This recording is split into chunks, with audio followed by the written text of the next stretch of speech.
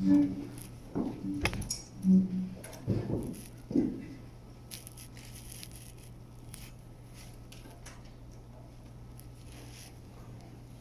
orange pen must be on to somebody.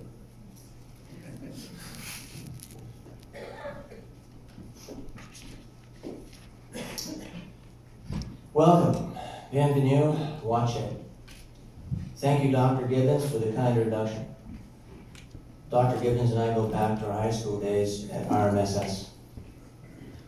Fred, as you know, is president of Northern College, and he recently announced his retirement effective June 30th of this year. Fred has been, and I expect will continue to be, a tireless advocate of our college system, and Northern College has flourished under his leadership. The most recent addition is the Innovation Hub, to which Kirkland Gold has donated $500,000. Congratulations, Fred, on your career. The college is in great financial health, and you will be missed.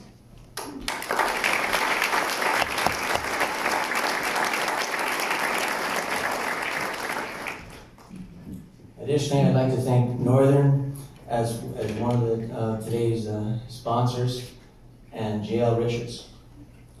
As I finish up my term as chairman of the Board of Governors, I want to express my appreciation to the staff here today, the Northern staff here today. I will miss working with such a dedicated and visionary team.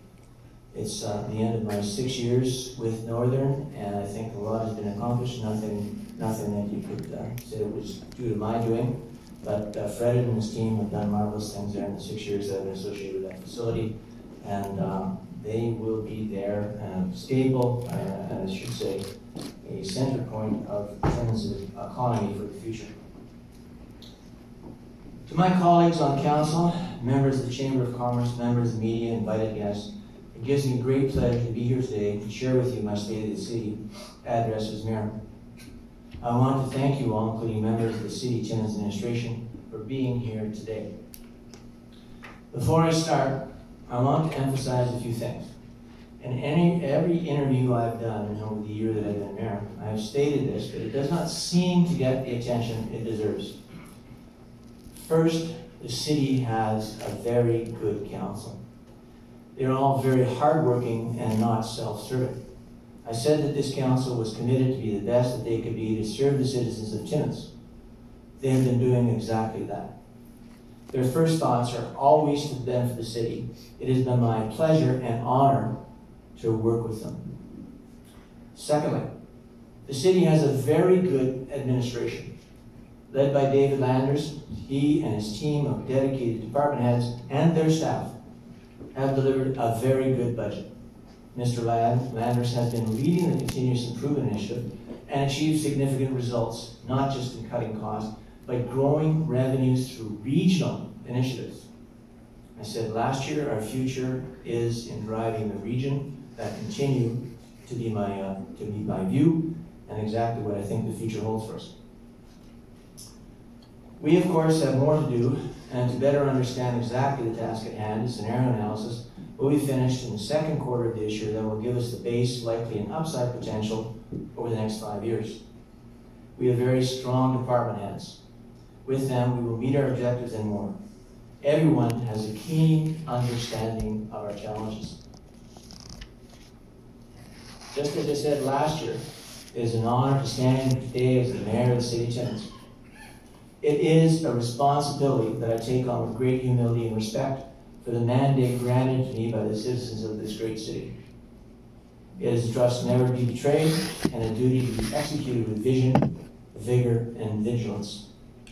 I stepped into this position knowing that I may not always be the most popular person in the room, nor will I be able to please every resident, but I have promised to execute my responsibilities dedicated to the greater good of every resident of the city, and hopefully you feel that I've done that over the last year.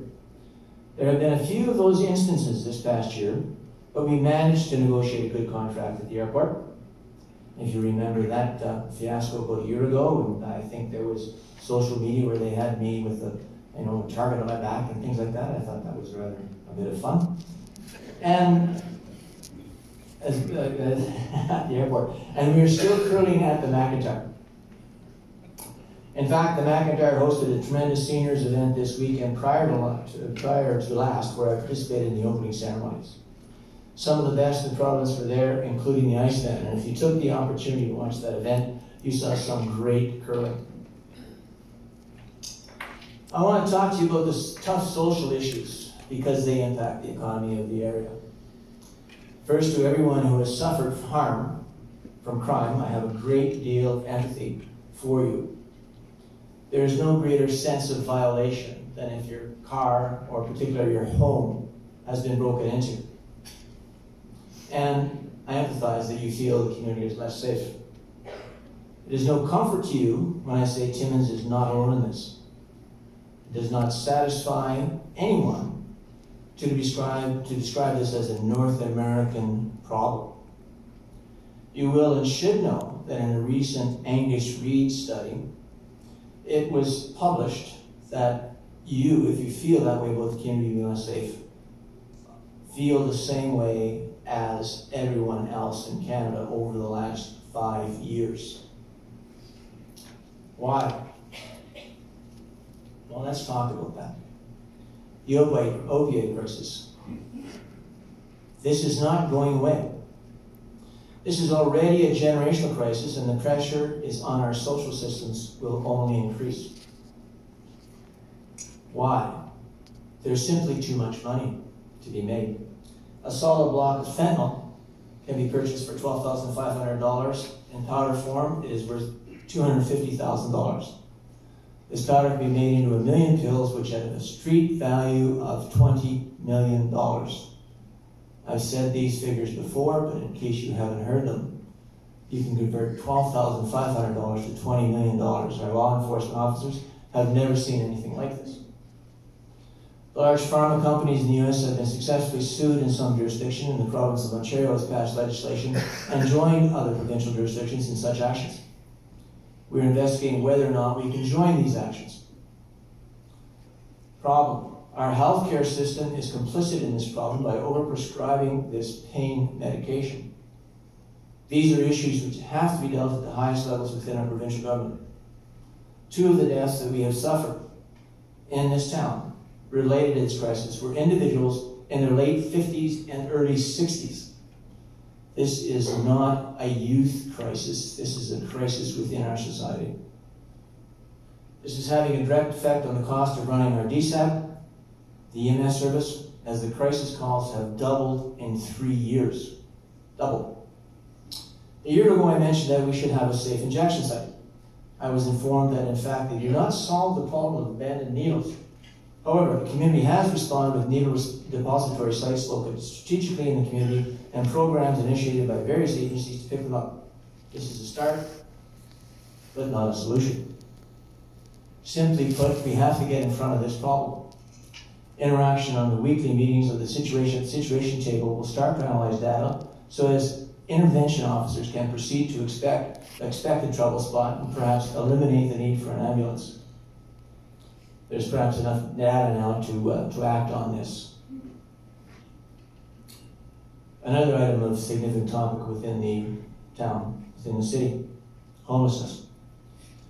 The latest numbers continue to show that these numbers continue to grow in our region. This issue is unique here. 90% of our homeless are Indigenous. Many of these individuals arrive here with effects of generations of failed attempts at social engineering from the senior levels of government. These types of problems are generational. These types of problems demand significant resources that we in this region are not receiving. Most of the individuals that I am in contact with at Living Space need some type of counseling. I have talked about this before. Our DSAB receives $648 per homeless person. Kenora receives $3,500. Thunder Bay, Sault Ste. Marie, Sudbury, North Bay receive from $5,500 to $7,500. Hastings receives $12,000, and Windsor receives over $40,000 per homeless person. Something's wrong with those numbers. Recently, the Niagara region, in trying to position themselves for more funding, calculated on a population basis formula, they were only receiving $17.60. Our calculation shows that on the same basis, Timmins receives less than Niagara, slightly over $16. There are two issues here. The first and most obvious is that we need more provincial funding. Secondly, we need more federal funding. The Indigenous population are moving from federally funded jurisdictions. Simply put, the funds have to follow the feet. Our federal member is aware of this and has promised to chase this down as he has excellent relations with all departments in Ottawa.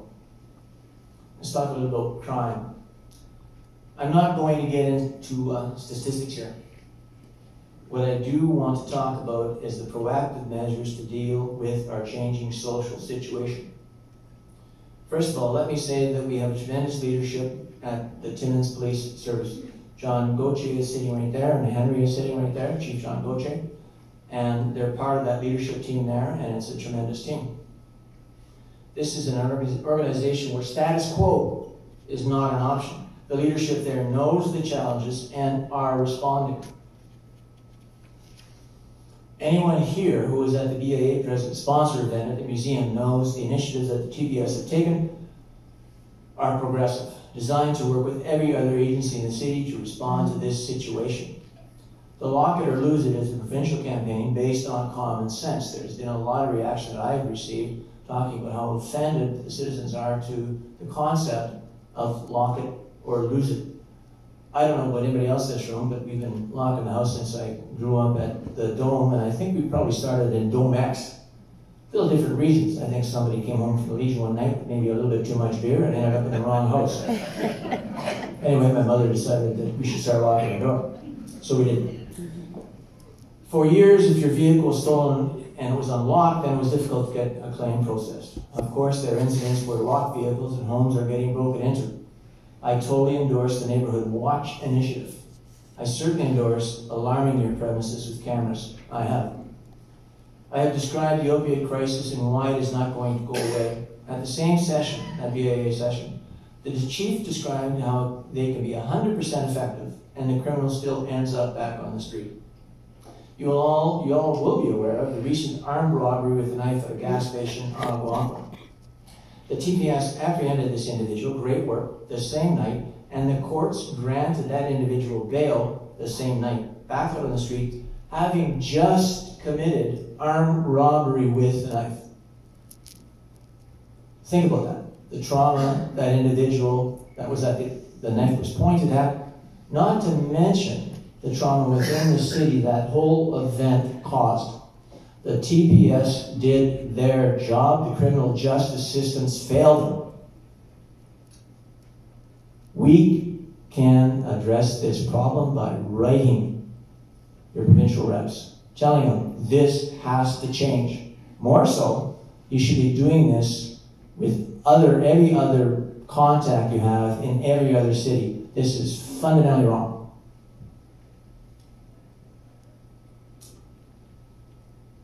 The only solution I see is that we have to take back our neighborhoods. There's no possibility of the TPS to be in all places at all times. Neighborhood watches used to be a standard thing, so make sure you have gatherings and get to know your neighbors. However, the most progressive thing we are doing is developing the Community Safety and Wellbeing Plan. This is an initiative that is legislated by the provincial government with full recognition of our changing social environment and evolving policing. And remember, we're paying for this. There is not a dollar coming from the province to support this initiative. This community is paying for this. It's essential for this to work. It's essential for the community to be involved. Remember, by the time a police officer is talking to a criminal, our system has already failed. A community safety well-being plan, by definition, has to be owned by all the citizens of Timmins. It has to be a working, living, evolving plan with defined objectives actionable on the ground. Silos will be broken down as we move from being reactionary in nature and to a system which is focused on upstream, early, preventative, multi-sector collaborative initiatives to make our city a safe and healthy place to live for all our citizens. Here's an example of what this initiative must do for us. In the City Hall parking lot by my Jeep, I engaged, as I usually do, with two individuals admiring the vehicle. That was supposed to be a little bit humorous there. I'm sure you missed that. Both were 30 and neither had finished high school. Both had children and neither were actively engaged in parenting. Obviously, the concern is for the mother and child. The Community Safety and Wellbeing Plan will develop a methodology to identify and coordinate the response so that those kids will not fall between the cracks as they are doing now.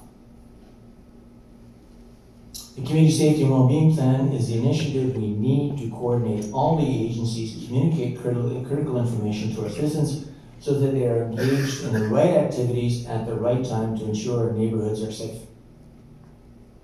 Let's revisit the situation described with the individual who commits armed robbery and gets back out on the street the same day.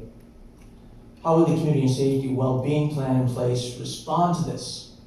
Well, this individual, as I understand it, is gainfully employed, making more than enough money never to have to rob a convenience store or gas station. I think they got $360. I'm not sure. I'd have to confirm that with the police, but it was in that neighborhood. It wasn't excessive amount.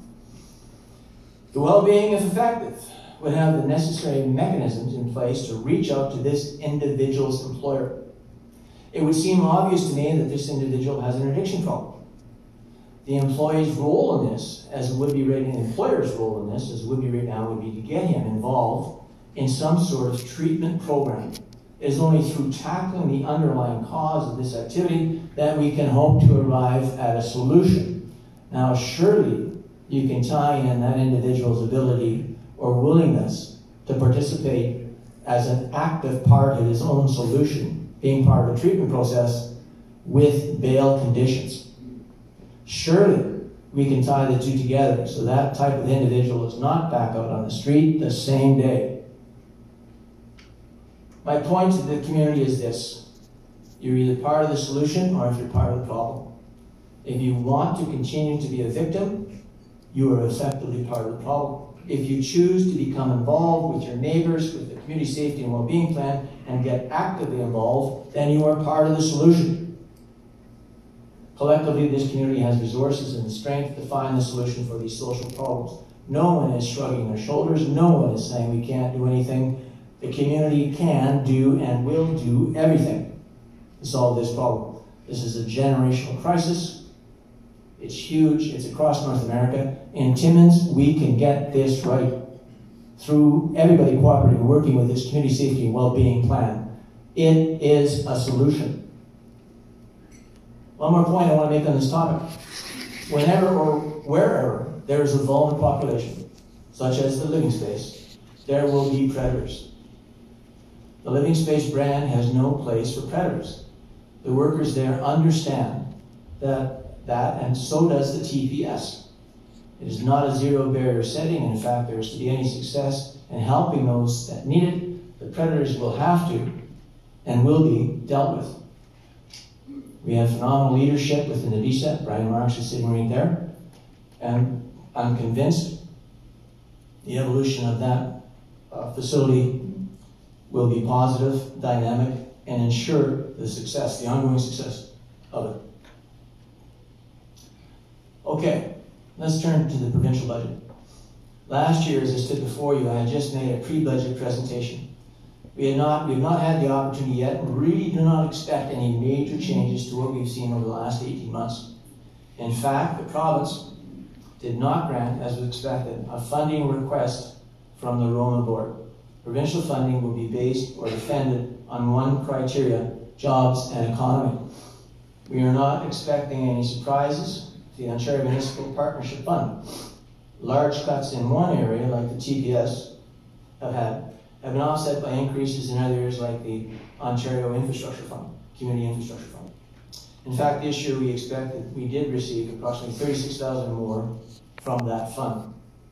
The issue there that this city has, and our CEO and I were just talking about this the other day as he uncovered this. We are getting, or Sudbury is getting, 10 times out of that fund than we are. 10 times. They receive over $9 million. We got $905,000. I'm not bemoaning $905,000. I think anybody in this room would take $905,000 My question is, why does Sudbury get 10 times the amount? They have about 4 times the population. There's certain inequities in the funding that we keep uncovering that we have to address, and we will address through the administration and getting the funds from the province that we need to get. Of course, this funding is not to be confused with funding for the Connecting Link. I do not expect any change in this. We have brought it to the province's attention for 17 years, and nothing has changed. So we must move to create our own solutions. As you all know, the next phase of this construction will disrupt the whole city.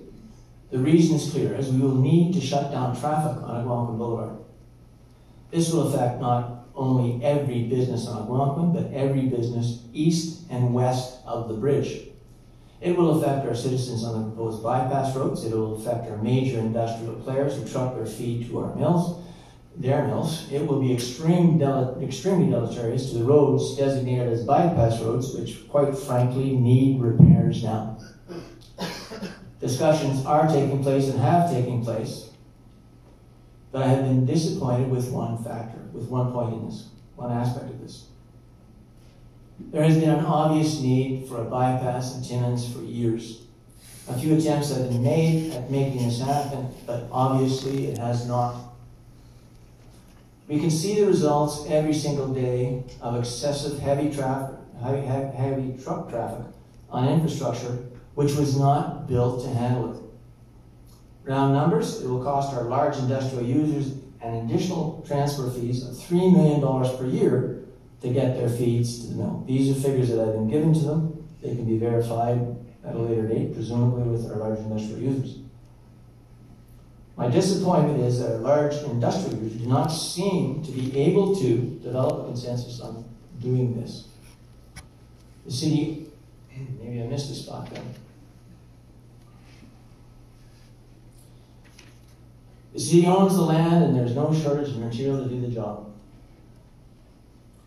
It would seem to me that if we delay this portion of the construction, the large industrial users could volunteer to create a fund over 3 or 4 years to create at least a private industrial access road to the south of the city. Failing that, then the city will have to explore different alternatives, ways and means to create this funding, perhaps toll roads. In my opinion, we are wasting good money by replacing our infrastructure through the city without addressing the fact that we'll never achieve maximum life with the ore and logging trucks traveling the Algonquin portion of this vital link. We know that we are not going to get funding from the province. We know the effect that this spend has on our overall budget and our ability to repair our infrastructure in other parts of the city. We know that it is not an expenditure that our ratepayers can sustain. I have said repeatedly that we need to have the tough conversations. This is obviously one of them. I think working together, we can come up with a solution. This would be a private service road for heavy truck transportation south of the city. It is largely built already, if you think from the Hollinger pit to the other side of the Panmure, and I'm positive that Newmont would be a positive partner in this. We'll find out. Population. We talked last year about a declining population, and relatively speaking, we have stayed the same with a small increase to increase the Indigenous population choosing to live here. However, we're still projected to decline by 4.5% in this decade, which carries us below 40,000 people. Compounding the problem of declining population and residential tax base is the shrinking of the industrial commercial base as a result of the consistent success and the appeal of the impact assessments by this group, which has seen a reduction of 50% in the property tax from large industrial mines in the area. This is a severe problem for Timmins, as we will incur a 6% reduction in our tax base, tax levy by 2021, resulting from these successful appeals. This is the same information I gave you last year, but it is critical when you consider our ability to afford infrastructure and consequently the concept of service roads or toll roads. Quite simply, to state this, the money has to come from somewhere. So let's have the conversation. Now I want to go back to the increase in our Indigenous population. Currently, this demographic makes up 11% of the population in Timmins, which is higher than the national average. This is good news, as the average age of our Indigenous population is a decade younger than the Ontario general population. Although the average age of our population will increase, the Indigenous populations are growing at the fastest rate in this country, and as such provide the potential to fill the employment roles that we need. Timmins is a service hub for the Indigenous populations along the James Bay and lower Hudson's Bay coast. Timmins is where they come to live and visit to access healthcare, education, and social services. You will be aware that Timmins was the city of choice. Let me repeat that. The city of choice for evacuation requirements from flood and fire during the spring and very early summer. At a council meeting, I congratulated all of those that were a part of this very successful effort. One of the communities in particular said if something happened next year, this is where they want to come. That says a lot about the welcoming nature of the people in the city, as well as the service providers that were there to help out with this emergency situation. You, on a national basis, these are national figures I'm going to give you here now, you'll be aware that the Indigenous population is overrepresented in a few categories. Unreserved poverty is 4 times the national average, which will lead to this population to migrate to cities such as ours to pursue opportunities. As I mentioned earlier, the Indigenous population is overrepresented in our homeless statistics, and many of these individuals arrive here with health problems associated with generational issues associated with failed social engineering initiatives from the higher level of governments. On a national level, you can see this in the incarceration rates. With less than 10% of the population, Indigenous males represent 30% of those incarcerated, males incarcerated. And Indigenous females represent 40% of the females incarcerated. This is a national shame. It's a tragedy. It has to be addressed. This is why the joint initiative with the Mushkegowuk and Timmins to eliminate homelessness, poverty, and increase economic development is crucial for our region. This initiative talks about self-determination, and this is a critical element of reconciliation which I support unequivocally. There is no light switch to flick to change the reality on the ground, but the vast wealth of these lands will and should generate the wealth to support healthy populations.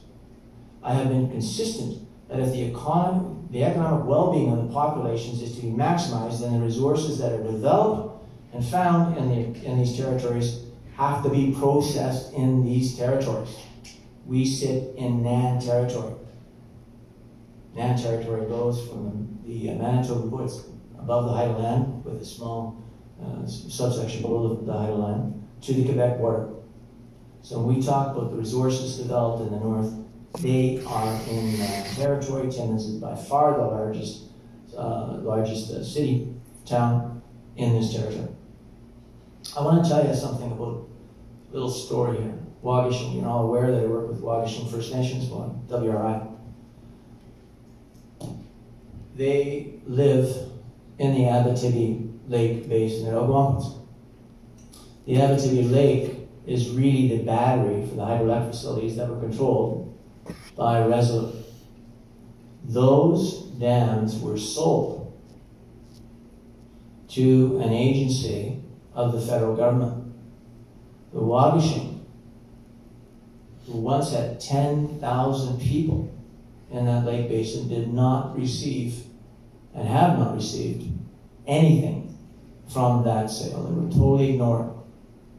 One of the individuals that I haven't seen him actually in a month or so, and perhaps Jason knows where he is, was a fellow by the name of Paul in a wheelchair. He's from Waugashing. The last time I saw him, actually, I pushed his wheelchair back to in front of the museum, or library, I'm sorry, to get a hold of somebody. This should be a thriving community with their own healthcare facilities, with everything to take care of their people, and they could be that way if they had just a bit of the funds that are generated from the hydroelectric power off those dams. It's a fundamental crime that was done to them. So when you look and talk to an Indigenous individual and they talk about being wronged, they have been wrong. Last year I said that what we do over the next 4 years will lay the foundations for our future. I said that the world will come to us and ask how we can invest in this region. I firmly believe this. The federal government just announced in the paper that they want to triple the population of Canada by the end of this century. So that's 35 million to over 100 million. That's an increase of over 70 million people in 80 years, which is a phenomenal growth rate. I've said many times that this region has everything the world wants: fresh air, water, rich soils, and unlimited resources. Right now, the region is largely empty. The world's population is approaching 8 billion people. We have a vast area, and our population is slightly over 70,000. 8 billion people by the end of this year. We have over 70,000. If you engage the students we have in this region who have come here from halfway around the world to study, they will tell you that they like the room and fresh air. I am certain that our descendants will look very different than we look now, and this is a good thing. We will get a huge part of this immigration. With this as a basis, what will our direction be? Well, a very precise answer can be found in the works of the Northern Policy Institute, where they talk about the future of this region. Simply, they say that our future would be much brighter if we opened up to the rest of the world. I've said countlessly, we must make ourselves important to somebody somewhere else in this world. They state that the local Indigenous and non-Indigenous leaders have to take the region in a different path, and that is exactly what we have to do. The region needs to take charge themselves by partnering more and differently with the private sector and using the existing mechanisms of government more effectively and more selectively. Dr. Charles Conth has come to a broadly similar conclusion, noting the region is thus at a crossroads.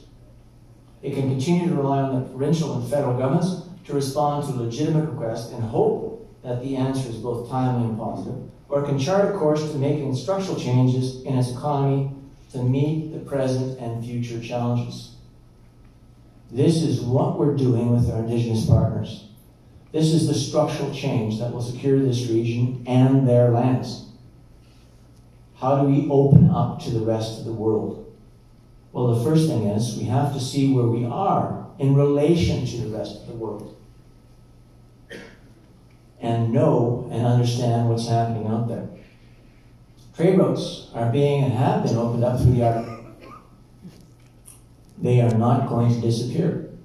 There was little dispute that this was Canada's territory. For most of the time, there was a country called Canada.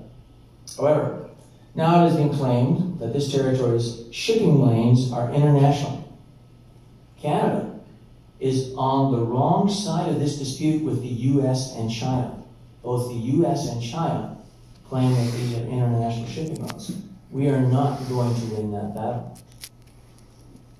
Additionally, so it's unlikely the development of these lanes will be halted. In fact, last year was the highest level of shipping tonnage in history.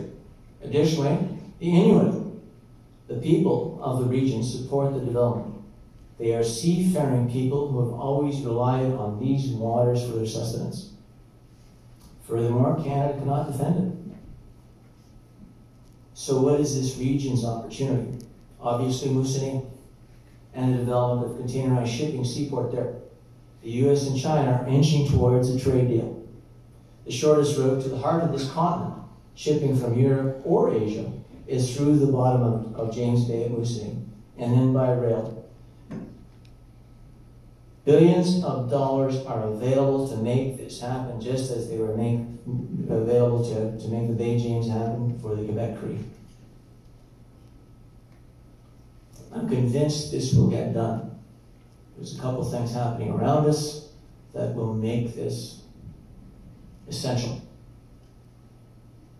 We know what's going on in the country right now. You know that there's Western separation and alienation in Alberta. You know it largely hinges on transfer payments. You know they want renegotiation of transfer payments. Who's going to be affected by the transfer payments? Quebec. Quebec has been the benefactor, and I think they still do. 60% of transfer payments go in Quebec. Good for them. They've developed a very robust, healthy economy.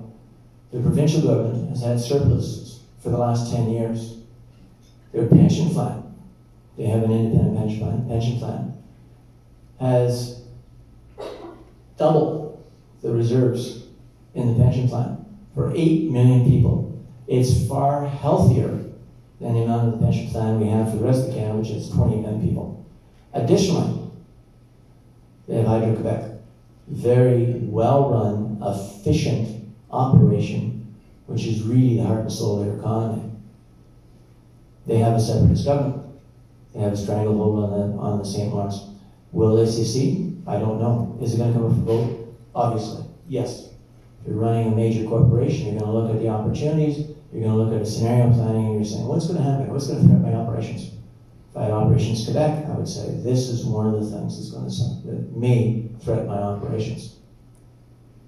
Now, the chief question is, if you're a parent in Quebec, the question you have to ask yourself, are my children better in Quebec or out of Quebec? That's the answer, or that's the question, and the answer will be imperative and critical to whether or not they stay in Canada or not. They don't need us economically.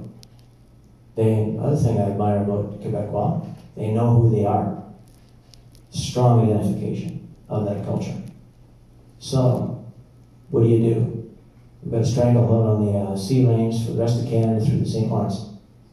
You develop the seaport Moose-St. That's what you do. You connect the link between the ports in New Orleans all the way back, that actually go right now to all the rail, goes right through to Sault Ste. Marie, Michigan. We are right there. We have to see where we sit in the concept, in the terms, in the context of what's going on in the world around us, and now is the time to seize this, go after it, and make it happen. I've got delegations coming in that present funds of $55 billion from the U.S. They'll be in a couple of weeks. We were talking to Acadia Energy a few weeks ago. They're going to bring the Chinese in at the end of the month. These are the topics that we're going to be talking about. And we'll do it in partnership with the Indigenous community.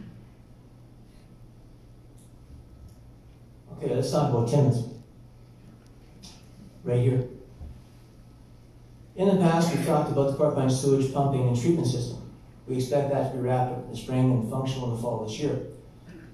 A legacy project that we're all happy to see completed. And we have to thank our Director of Engineering, Pat Sagan, for grabbing control of that and making it happen. Timmins was selected as one of the 11 communities in Canada as a pilot project for immigration. This is being coordinated through Timmins Economic Development Corporation.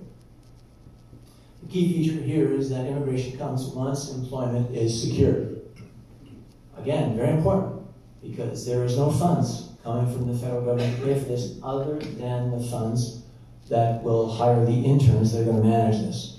This will be funded here by the citizens of Timmins. Not everybody agrees with it. Not everybody agrees with it because they say, what's perhaps an anti-immigration? I don't know. But in the short term, because of the jobs that go unfulfilled, we have to look outside. This really is a failing of our it's great, but it's a failing of our systems. One of our school boards only graduates 75% of the individuals that enter grade 9. 25% of their students don't finish grade 12. That's 25% of those kids that are unavailable to work in any trades, anything that demands a grade 12 education. They've left a chronic shortage in those areas, many areas, for many years. The solution, yes, we have to go someplace to find these jobs. The Indigenous people are going to be looking at this and saying, why is the federal government funding this and not putting money into our people, educating our people? Legitimate questions. Be prepared to answer them. We're now anticipating that Glencore will be able to extend the life of Kid Creek Mine. We know that if they are not successful, the community will lose over $100 million in annual payroll and over $50 million in annual goods and services spent by 2022. This is one of the drivers regarding our aggressive regional approach to economic development. There will not be, within the lines of the map we call Timmins, the discovery of a world-class ore body like Kidd or the major gold operations Hollinger, McIntyre, or Dole.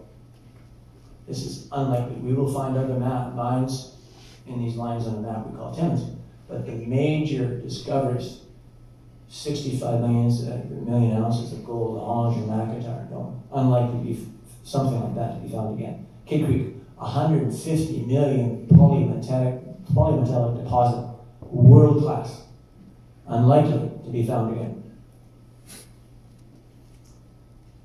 That's our reality. Our economy is going to change over the next number of years. If they announce the Century Project tomorrow, which they're not going to, that's a 14-year mine life. So in 10 years from now, we're looking at 4 years left. It isn't enough to transform the nature of our economy, and this economy, what we're doing in Timmins, is going through a metamorphosis. We have to look at where we are in the world differently and execute on it.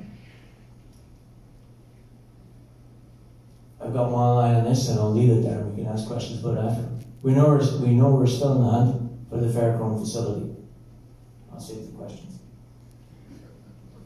Dieter, who spent $165 million in local Northern Ontario purchasing, will shortly find out if they have a new owner.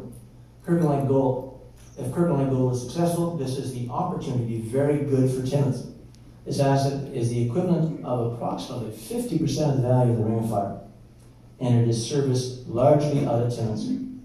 Pan American Silver recently announced the expansion of its Bell Creek facilities. This expression of confidence in the ore body and the city is appreciated. Newmont is well established in the city. The corporation recently sold the Red Lake assets, but has elected to retain their operations here. There will be no announcement of the corporation regarding the Century Project. They will instead rotate Panmure Pit and production profile to dovetail with the completion of the Hollinger project. At least, that's what I hope they do. This, of course, means that the billion-dollar project will not be added to our assessment base. We must remember, as I just said, the Century Project had only a 14-year lifespan. However, I'm very optimistic about this development. I believe they will think strategically about the mining and exploration potential in the Porcupine, and I would recognize the inherent value of the land position and operational assets of Pan American Silver in this region. I believe they will recognize the value in the approximately, as I said last year, 20 million ounces of refractory ore in the area, and they have the skill set to capitalize on this potential. I believe they are here because they see the opportunities from Chapleau to Quebec. As I said, they had mined here before from the Harker Holloway, and they are back, in my opinion, because they like what they saw, and they like the opportunity now. Timmins West has obtained the financing required to advance their project. They have an open house scheduled tonight at 6 p.m. at the McIntyre to advise the city of their progress. I am convinced that IAM Gold will be making an announcement on the Cocha Lake project. They have de-risked the project financially and continue to grow the production profile. The leadership and community of the Matagi First Nations support this. We will be able to ask Minister Rickford about this next Monday when he is in town to talk about the health of the mineral sector, and I think to give some money to Bucket Shop. Directly north of us, if you travel on Highway 655 to Highway 11, you will notice significant drilling activity. Although this is beyond the city limits, it is the project which has the potential to be of significant benefit to the city. Canadian Nickel is drilling a very large, very low-grade polymetallic nickel deposit. It has the potential to be the largest nickel mine in the world. It would be an open pit and serviced from Timmins if it is successful. I want to say a note, just a mention here about the junior mining sector. Last year we had in our pre-budget submission, we said we need super flow-through funding here in the north. Quebec has it. Minister Fidel, he was Minister of Finance at the time, got back to us and said, too expensive. Yet, last year, as we continued to look for funding for a very, very interesting project and get it done here locally called Poop Trucks Ghosts around Camp Biddle, I started to delve a little bit more into how the industry is funded in North Bay and Sudbury. they get the equivalent of 135% tax break. Wouldn't you love that for flow-through funding? We will get it. We'll do the studies with Timmins Economic Development Corporation. One drill hole will generate billions. If you can give it for the movie industry, surely you can give it for the mining industry. Surely. Northern College will be proceeding with the development of 23,000 square foot innovation hub, as I mentioned, to house the supply of research, innovation, and entrepreneurial activity that will benefit local industry while providing experiential learning opportunities for its students. Timmins is the home of the campus of the University of Hearst.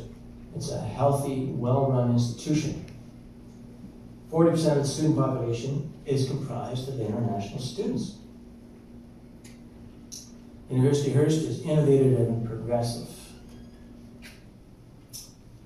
The federal government and Ontario governments have just reached a deal to fund a French language university. It was announced this morning for Toronto.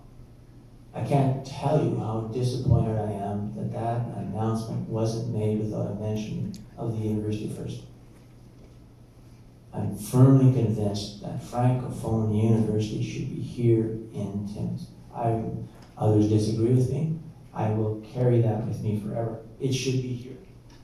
Our Francophone community is strong. They're vibrant. They know who they are. And that university should be here. The federal and Ontario governments just announced that. College Boreal. Again, another very successful educational institution that we have here in Timmins. College Boreal is in its final negotiations with the Immigration, Refugees and Citizenship Canada to offer services to newcomers effective April 1st. We continue to be very enthusiastic about the agricultural sector. Again, in driving to Maths, you will note more land being cleared along Highway 101. I will say again, once found, these soils are incredibly productive. The world needs to be fed, and the Great Clay Belt can be a significant contributor, especially with climate change. To this need, I will repeat what I said last year. The Ontario Climate and Agricultural Assessment Framework paints a much warmer future for Clay Belt over the next 30 years. They are projecting an increase in growing days, which would make our growing season longer than what is currently enjoyed in Eastern Ontario and Manitoba today. With an arable land base 1.5 times the cropland in Manitoba, it is possible to surmise that the Clay Belts could support a similar population economy. Prosperity and population in the Clay Belt will pull the economic center of balance much further north. Again, Timmins is perfectly situated to take full advantage of this opportunity. There's an agriculture initiative being sponsored through Northern Economic Development. Is Andre here? It's NEDC. I'm co-chairman of that. We have been pursuing a certain methodology of obtaining funding for study. I don't know if that will be successful, but this agriculture initiative will be successful. The forestry sector in our city is very well represented by Econ. They are a very well-run, efficient plant. I attended what was supposed to be a strategy session on the forestry sector last week on the back of proposed changes to the way this sector is being managed.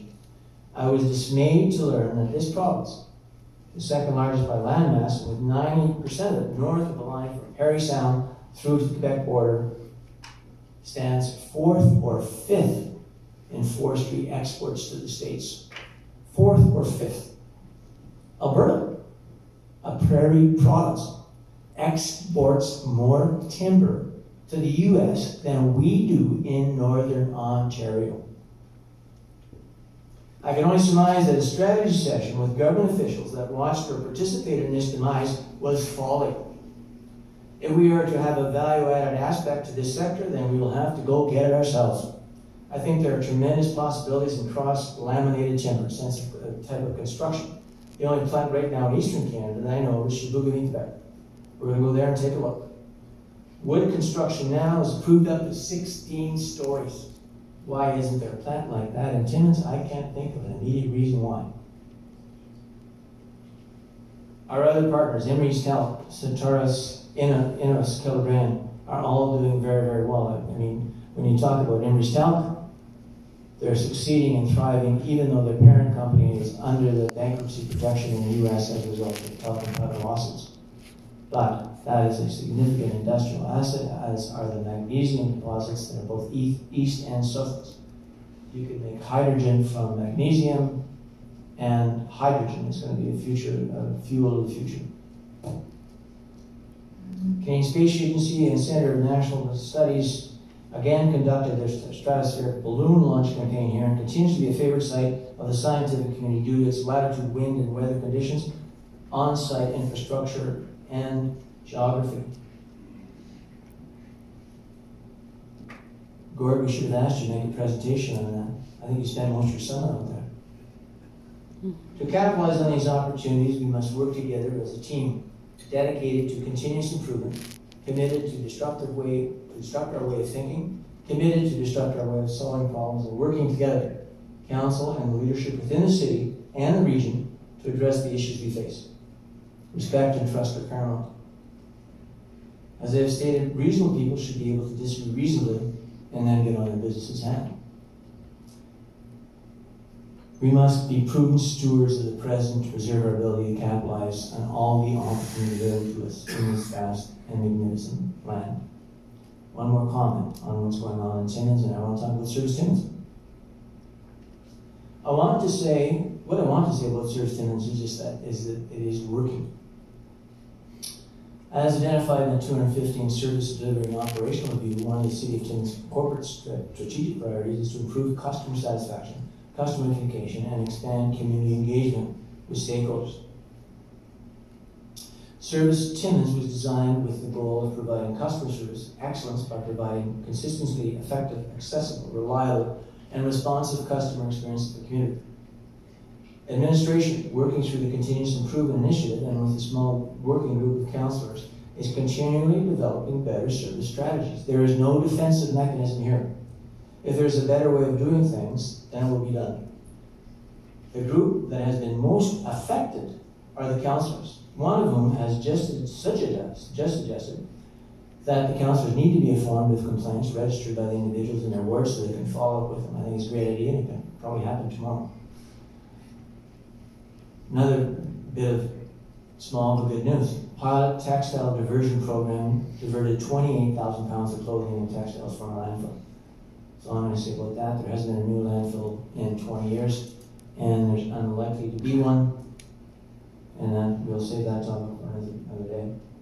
We formed a number of new committees. The Porcupine Watershed Public Liaison Committee was created to meet the commitment to interact proactively with the very important assets within the city, and this is functioning as planned. We just formed the Francophone Liaison Committee. I am excited about the potential of this committee. It will be regional in scope, and I hope results in development of excellent relations across the northern corridor from Hearst to Val-d'Or. I believe that through this committee we can be the center of Francophone culture in the north. I believe that through this committee we can discover what Quebec has done right and bring it back here. Your downtowns flourish. We will be very shortly forming the committees on the nat tax. Again, tremendous potential for the citizens of Timmins to work together proactively to secure its future. So in closing, I'll state again, I believe passionately in the future of the City of Timmins and will work tirelessly to achieve its potential. What we do next will lay the foundation for our future. And again, a future where the world will come to us to ask us how we did what we did, and most importantly, how we can invest in this city, and hopefully over the next period of time, we're able to tell you exactly what we did. So hopefully I didn't bore you too long. I know I probably went longer than 20 minutes. But as I said, it's a future to seize. Thank you.